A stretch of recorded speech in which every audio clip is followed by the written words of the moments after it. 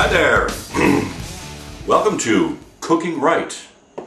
I'm Darwin, and I'll be with ya. Today I thought pork chops.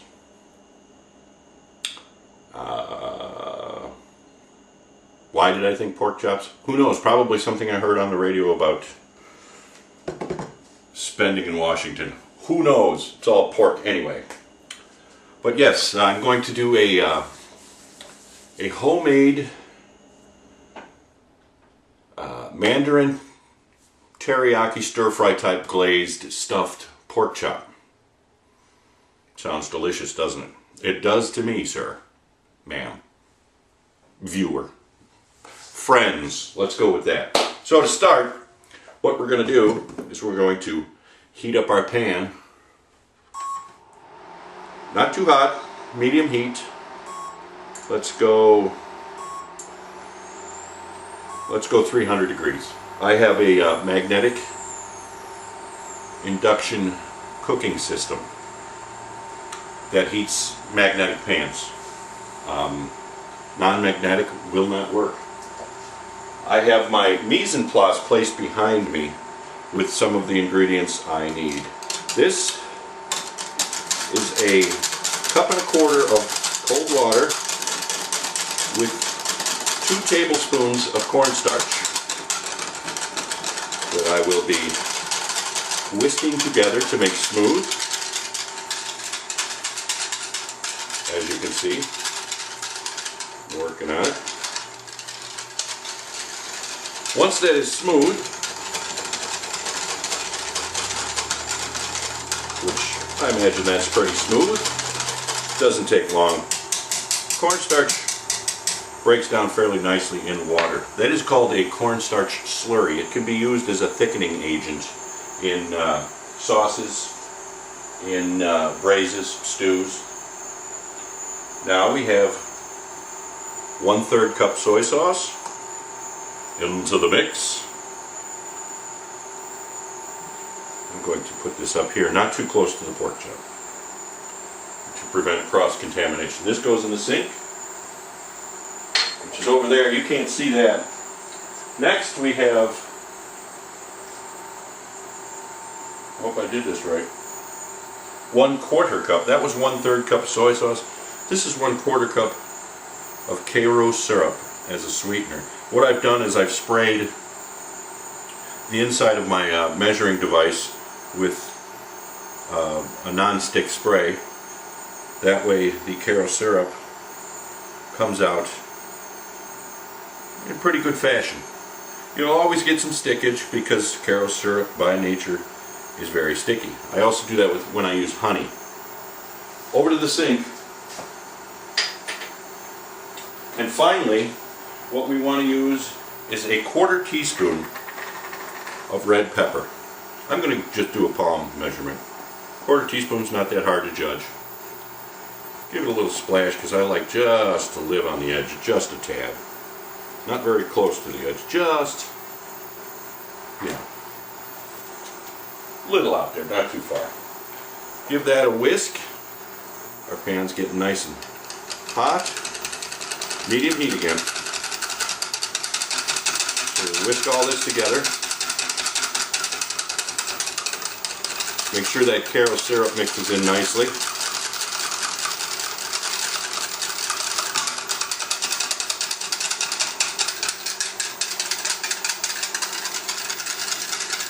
Okay, that should cover it.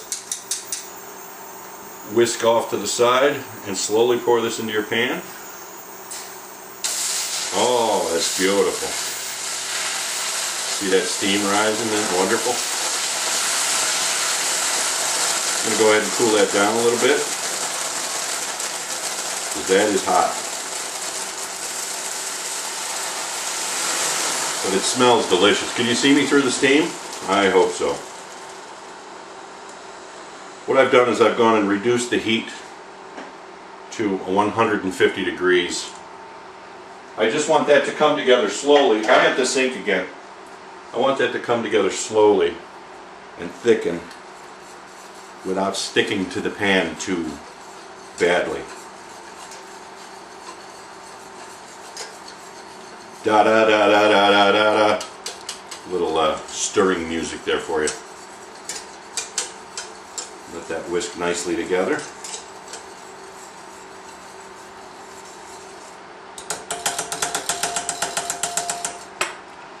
I always like to keep on hand a stack of tasting spoons as to where I might taste the sauces and the mixtures and whatnot.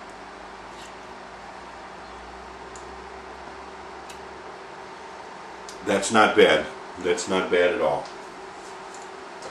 Never use the same spoon twice due to the fact that cross-contamination exists. Unless you're cooking for family, because if you can't give your germs to your family, who can you give your germs to? Now, to prepare the pork chop, I first want to create the pocket. Now, most people like to butterfly their pork chops. I like to pocket out my pork chops, and I will show you what I mean. Hopefully the eye in the sky can catch this. What I generally do, take my boning knife or paring knife, depending on how you look at it, whichever knife you want. Insert it into the center of the pork chop. Now you gotta have a good pork chop for that, due to the fact that you're creating a pocket on the inside, so an 1.5 inches thick is probably good. Then you poke that way. What you're doing is you're creating a pocket without trying to go all the way through the pork chop. Give it a nice roll with a slight slicing motion the whole time, and do make sure your hands are clean. Again, if you can't give your germs to your family, who can you give your germs to? You can feel the pocket being created as you do this, and I think once you get the hang of it, try it a couple of times, it's fairly easy. I want to remove the knife. Go ahead and check it with your finger, because you're going to want to put a substantial amount of your mixture that you're going to create for this in there. Go ahead and rotate it in any direction you need, whatever you're comfortable with to do this. It's almost like surgery, but try not to go all the way through, otherwise you will have leakage upon cooking. Leakage is never good. That feels pretty good. I might be able to get a couple of tablespoons of my mixture in there. Go ahead and salt and pepper your chops liberally. I use the word liberally because I mean as much as you want. Not like liberal. They demand you eat what they think you should eat. But to your tastes, not to anyone else's tastes. That's the way it should be. No one should tell you how much of this or that to use. No one should tell you of what sort of foods you can eat or not eat.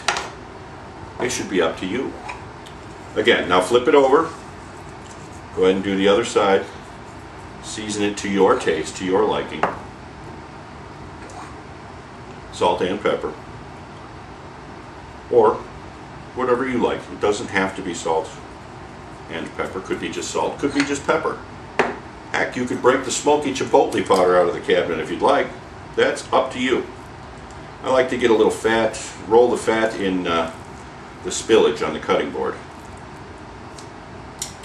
because I like pork fat. I know, it's another one of those items, you're not supposed to eat that, it's not good for you.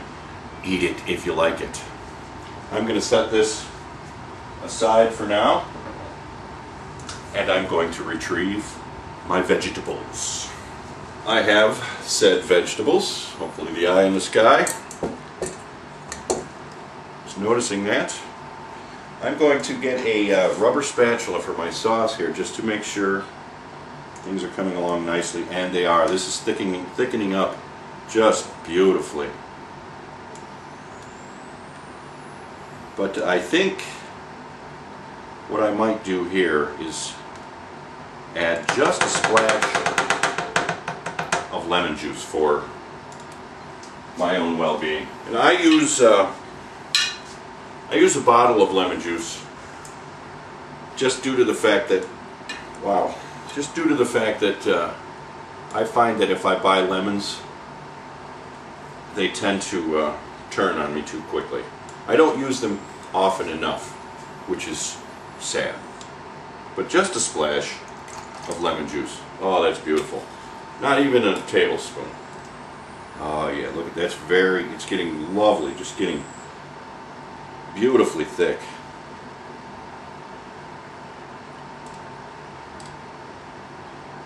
Absolutely wonderful.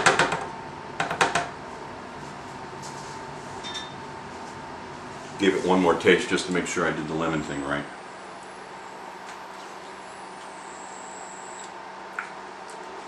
That's the stuff.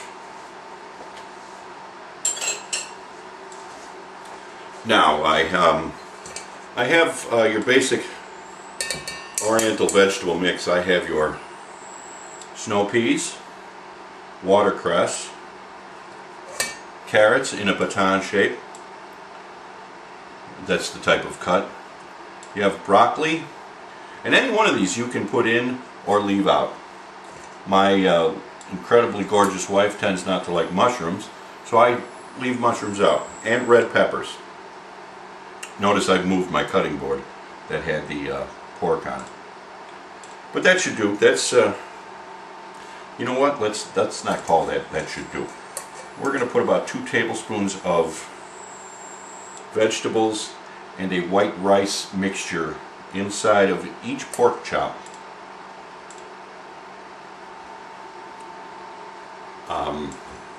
Before cooking. That will go inside. So what I like to do is just try to give this as even a chop as I possibly can. Again, I hope the sky is watching.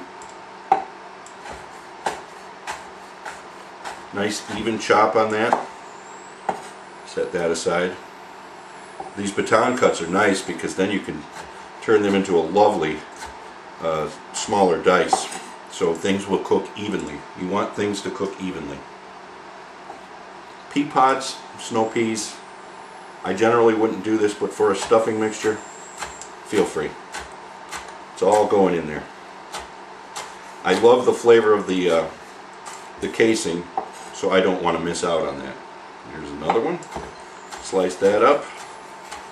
See, the shape works out perfectly because they're already ready for dicing. Red pepper. Again, this is just your typical stir-fry mixture of vegetables. Watercress, water chestnut, whichever you prefer.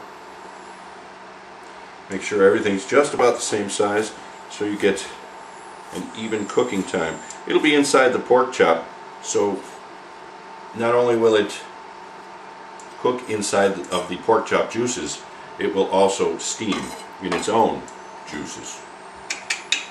Isn't that nifty? Now I'm going to show you my high-speed rice recipe. What I've done is back here in my other cooking area, I'm going to go ahead and shut that down just to let that rest for a moment. A couple of tablespoons of butter in a pan. We're melting the butter. In order to, I'm going to throw 1 cup of rice on top of that, let it brown. Not burn, but brown. If you think back in your days and you remember the old rice-a-roni recipe, it's the same basic thing, and within 15 minutes you have perfect rice. Awesome. And when you're doing rice, always remember 1 part rice, 2 part liquid. So if you were to want to flavor your rice in any way, chicken stock, beef stock, mushroom stock, whatever stock you choose, you could use 1 part rice, 2 parts stock. 1 part rice, 1 part water, 1 part stock, but always 2 parts liquid to 1 part rice.